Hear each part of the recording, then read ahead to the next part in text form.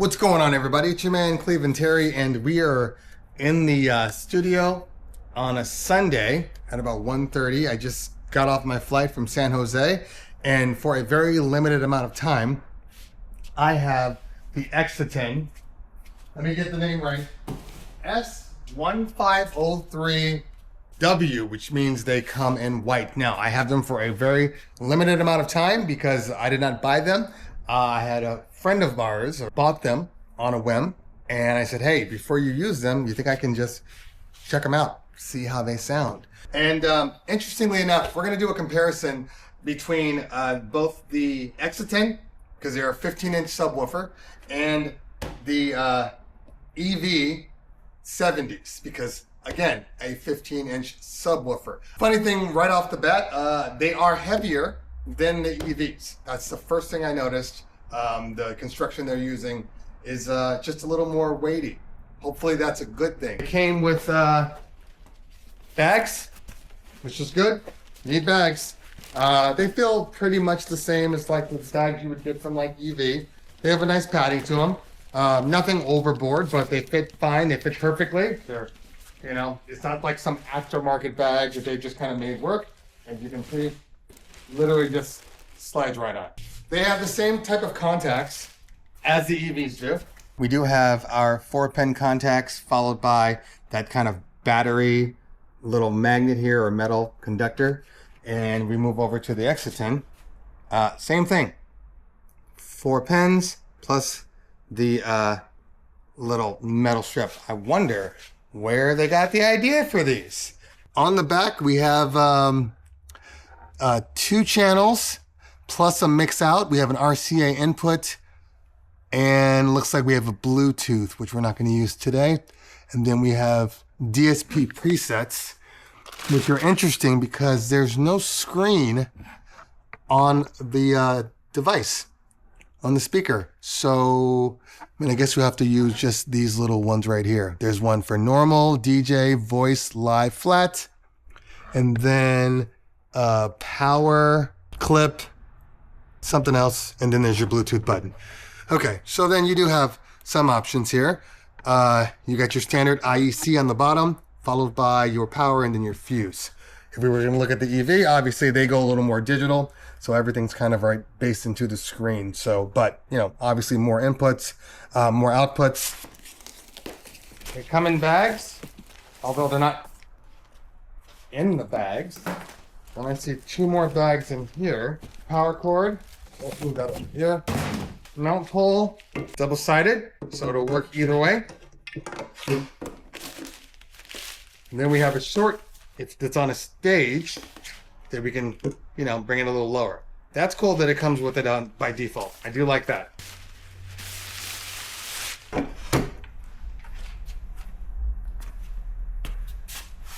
Okay. I'm not mad at that. That's a good looking speaker. Kind of RCF like. I'm not gonna lie. It's a good looking speaker. Good looking speaker off the bat. A little higher on this side, but about the same height. Okay. They're about the same size. The Exoton is a little skinnier, just by a hair.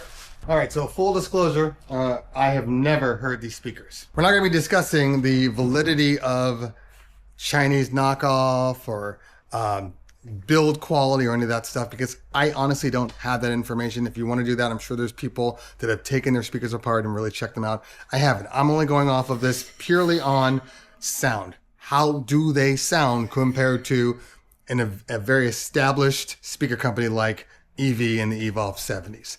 Okay, I got it all wired up. It's not the exact way that I like to do this because normally I have my mixer, then I can go A and B with the left and right pan to really, really clean it up. But in this case, the problem is all of my equipment is coming back from the bay right now. So my mixer, all that stuff is in there. I have a DDJ 1000 we're going to use, but I have to kind of just split the XLR. So we're going to do all 3 songs together and then I'll put them side by side in post. But I've already been doing some testing. Interesting. All right, let's get to it. EV.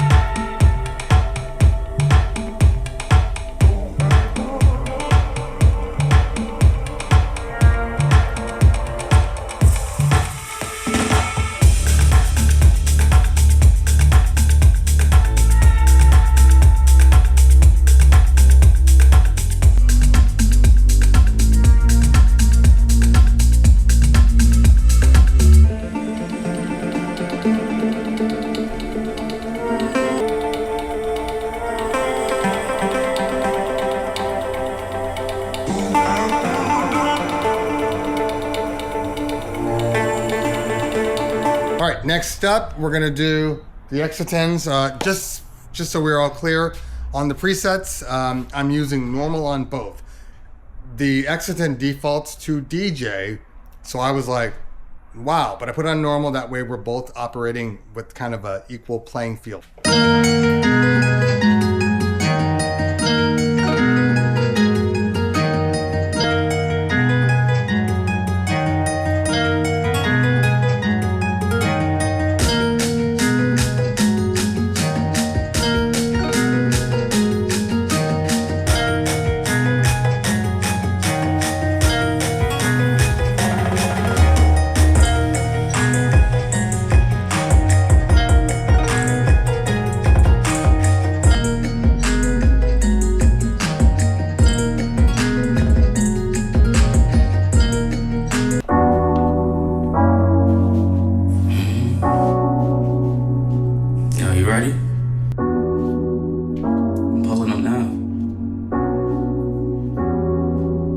Suited up, I'ma take you out, we can ride around, just the two of us. You my twin flame, ain't no doubt about it, we be two in love. From me your club, I ain't pulling out, I'ma shoot it up. Cause you the one, shawty, you the one. Yeah, you the one that's working for it. You the one that curved them for me. You the one that's searching for me. You the one that's hurting for me. You the one that deserving from me. You the one that's perfect for me. Yeah, she a little freak, yeah, she only do it for me. Yeah, yeah. What you don't know, girl, you know that I'm willing to teach. Yeah, yeah. Reach your peak, yeah, you know I'm the one with that rich, you know that. Yeah. Loving your body, yeah, loving your body, baby, yeah.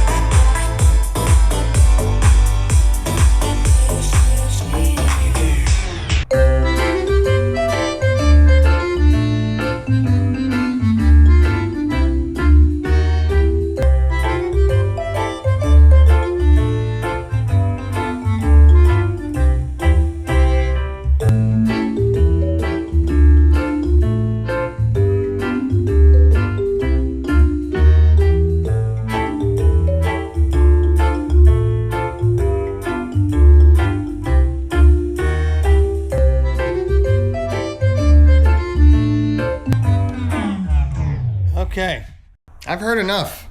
They sound pretty damn good for the price that they are charging for these. Specifically, the subs are pretty impressive. They hit. They sound really, really good, and they match up really nicely against the EV70s. And I've always said the low end on the EV70s is pretty much second to none, comparatively speaking, of all the column arrays out there. But this thing packs a punch. Those subs are hitting. So I have no doubt that on a party, these subs are going to go crazy. Here's my one issue with the sound. I don't know if you guys could hear it in the speakers because it's just coming out of this single microphone.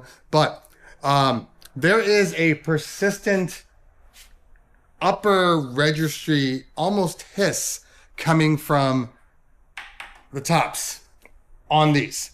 The sound quality out of the tops is where they start to lack more. It almost gives off a very airy sound to it. I mean, even right now, like you can hear there's a little bit of air coming out of these, like a little bit of low frequency hiss coming out of these tops, which for some people, you're not even going to care. You're going to be like, I like it. It sounds, really clear and crisp, but I can hear all the details. But on high volumes, I would be concerned that this is going to sound really, really harsh, especially if you have a person on the microphone too. I think they're going to struggle a little bit with that. But overall, they sound really good. Now, of course, look, again, I know they're Chinese brand, pretty much a knockoff.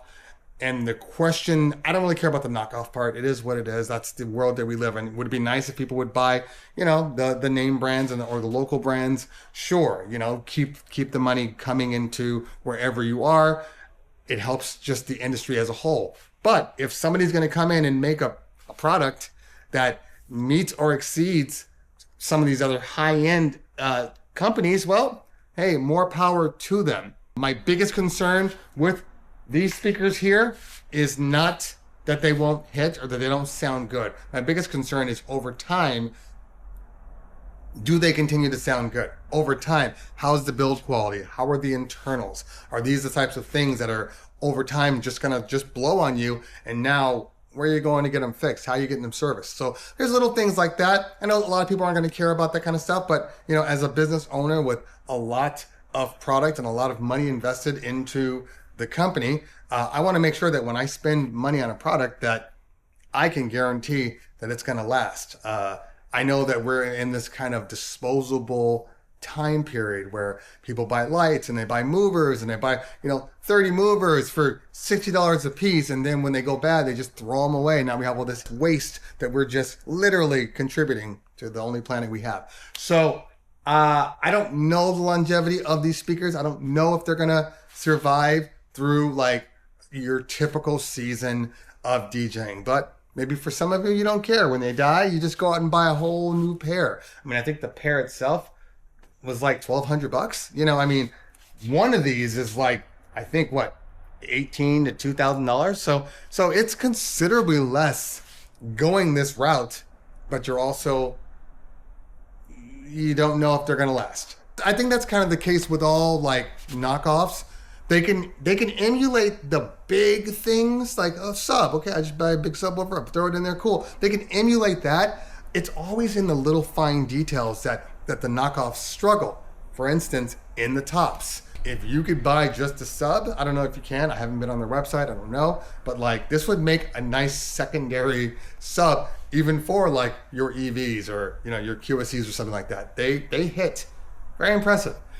Besides that, that's all I got for this.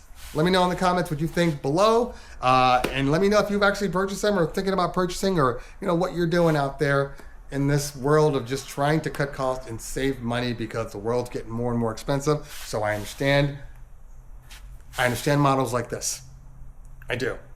All right, y'all. If you found what I said here useful, hit that like button. If you found what I said here really useful, hit that subscribe button. Make sure you follow me on the Instagrams and the Twitters.